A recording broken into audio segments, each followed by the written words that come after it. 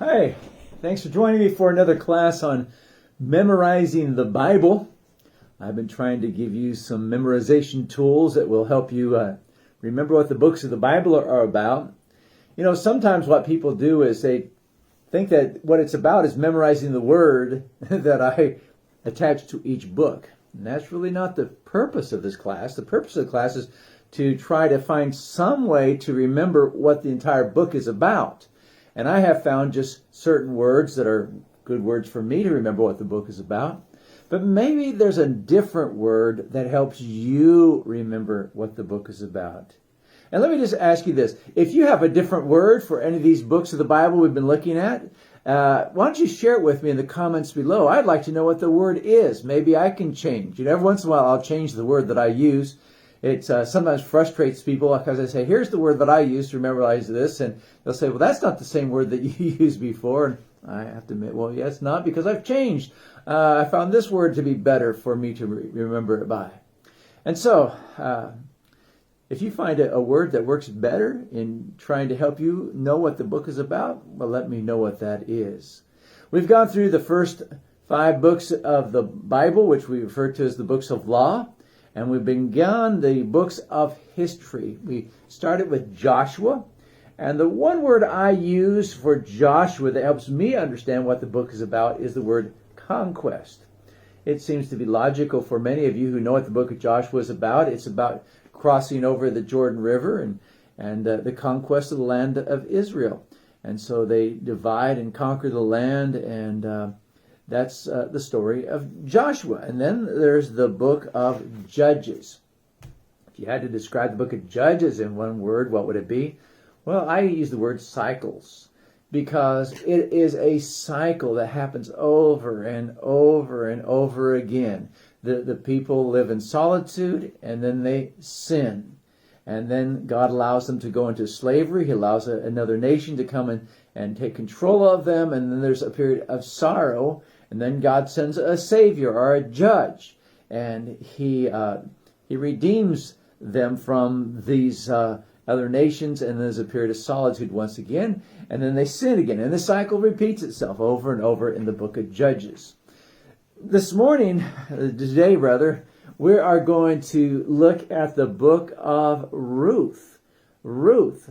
Now, Ruth has been called the greatest love story in the world. It is a perfect love story. And when I look at it, there's the word I'm going to use. I'm going to use the word faithfulness. Now, you might find a different word that will help you remember what it's about, but it helps me. Ruth starts off with a family that is falling apart. Ruth, and it doesn't start with Ruth, it starts off with Naomi. Naomi and her husband Elimelech, because there's a famine in the land, moved to the land of Moab. And there their 2 sons marry Moabite women. Now, this is a very pragmatic move on their part, but it's also a very sinful move. God had told them, don't go and live in the other countries, and don't ever intermarry with these other people. And they do both of those things. But it's pragmatic for them. It works for them right now. It's what's best for them right now. I find Christians do this all the time. If it helps them right now, if it looks good right now, well, they'll go ahead and do it. If it's an abortion they need and it works right now, it looks the best for them, they'll do it. If it's a divorce they need and it helps them right now, they'll do it. Whatever it is, you know, we do that. We justify our actions. And then, like with the Naomi and Elimelech, our lives just spiral down out of control. Because things might have gone well for a little while, but then Elimelech dies, and the 2 sons die, and Naomi is there on her own. And Naomi has become very bitter here. When we're going to find out, it's 10 years later. She tells her friends when she moves back to Bethlehem, don't call me Naomi, call me Mara, for I'm very bitter. There's bitterness all over her face because she has left full and she's turned empty. And that happens so much. Our life just falls apart. And what we remember the most about chapter 1, and probably the best known verse in the entire book of Ruth, happens in chapter 1 in verse 16. And Naomi asked the daughters-in-law, you can stay here with your own people or you can come with me. And Ruth's response is there in verse 16. Do not urge me to leave you or turn back from following you, for where you go, I will go, and where you lodge, I will lodge. Your people shall be my people, and your God, my God. Where you die, I will die, and there I will be buried. Thus may the Lord do to me, and worse, if anything but death parts you and me. Great words of faithfulness. And so here in the midst of this life that's fallen apart, all the sorrow that's surrounding things, we find faithfulness in Ruth. She's going to be faithful to her mother-in-law. She moves back to Bethlehem with her mother-in-law, and there she starts to work. Chapter 2 is all about working. She goes out into a field to glean. This was an ancient welfare system where people who were poor could have food to eat. And I always liked chapter 2, verse 3. It says, so she departed and went and gleaned in the field after the reapers, and she happened to come to the portion of the field belonging to Boaz.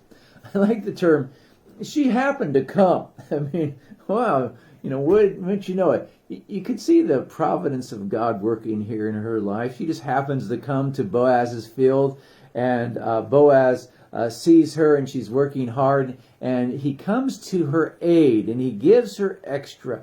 And Ruth's excited, and she goes back to Naomi and says, man, the owner of the land, he's been very favorable to me. He's given me all this food, and look what's going on. And Naomi says, you know what? This guy is a close relative of ours. And so we see the faithfulness of Ruth in chapter 1. We see the faithfulness of Boaz in chapter 2. And then chapter 3. Chapter 3 is really somewhat weird in our 21st century ears. Naomi tells Ruth to go and present herself to Boaz. And it almost sounds immoral, or at least immodest in our minds, but it's neither one. It's not immoral and it's not immodest. It was a recognized Jewish practice at the time. And Boaz has an opportunity to redeem Ruth because he's a close relative. And Ruth is told to wait. Now she has to wait because Boaz has to take care of some legal business because there's another close relative who could also redeem Ruth and redeem Elimelech's property. So she has to wait. Waiting can be really hard. Anybody who's had to wait for things to happen. I mean, if she was as pragmatic as the others, she might have just said, hey, forget this guy. I'm going to marry some young fella and we'll start our life together. But she does wait because we continue to see her faithfulness here. And then in chapter 4, Boaz does take care of business. He tells the other relative, hey, you're first in line to redeem Elimelech and his property. He says, yeah, I'd like to do that. And Boaz says, well, there's a catch here. You have to take his daughter-in-law Ruth as well. And he says, no, I'm not ready to do that.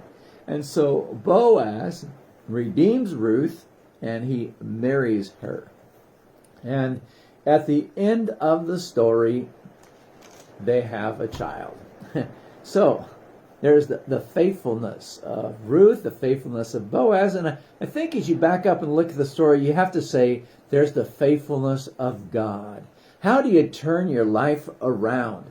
Ruth has gone to a family that has just made a mess of things. Naomi and Elimelech and their sons have been disobedient to God. Their life has become a mess. Now, how do you turn things around? Well, they start back on the right track. They start off trying to serve God once again, trying to do the right thing, and God begins to bless them. God is so good at giving us second chances. He's so good at helping us turn our life around. And so the story of Ruth is just so amazing. Now, here's one of the catches here. See, the child that Boaz and Ruth has is going to be called Obed. And Obed becomes the father of Jesse. And Jesse is the father of David, who becomes the king over all of Israel. And so King David's great-grandmother is Ruth. And so things kind of come together right here. It becomes very important to understand Ruth. That's why we have it here in this history. Now, we also see a picture of David, of Jesus. Jesus. There's a real strong picture of Jesus in the book of Ruth. The word kinsman redeemer, that phrase, kinsman redeemer, is used about 13 times in these 4 chapters. Kinsman redeemer. Now, a kinsman redeemer had to be a blood relative. Well, Jesus becomes a blood relative to all of us because he takes on flesh and blood. Hebrews 2, verses 14 and 15. He became one of us. Not only that, he has to be somebody who is able to pay the price. Now, as we saw in the story, there was another man who was able to pay the price. Not only must he be able to pay the price, he has to be willing to pay the price. And Jesus is not only able, but he is willing. And he is free himself, so he's able to do this. He set us free. He redeems us, and he cares for us. That's exactly what Boaz does for Ruth. Now, it's strange here in a way that Boaz marries a foreign woman, Ruth. But you need to know, as Paul Harvey would say, the rest of the story, because Boaz's mother's name is Rahab. And Rahab and Ruth, 2 foreign women, become part of the ancestry of Jesus. And so this marvelous little book of Ruth here in the Old Testament, if I have to describe it in one word, the word that helps me remember what the entire book is about is faithfulness. Does that work for you? You have a better word? What will help you remember what the book of Ruth is all about? Well, it's worth reading. I hope you read it again. Think about something that will help you remember what the whole thing is about. And if you find a better word than faithfulness, please share that in your comments. Thanks for joining me. I'll see you again next time.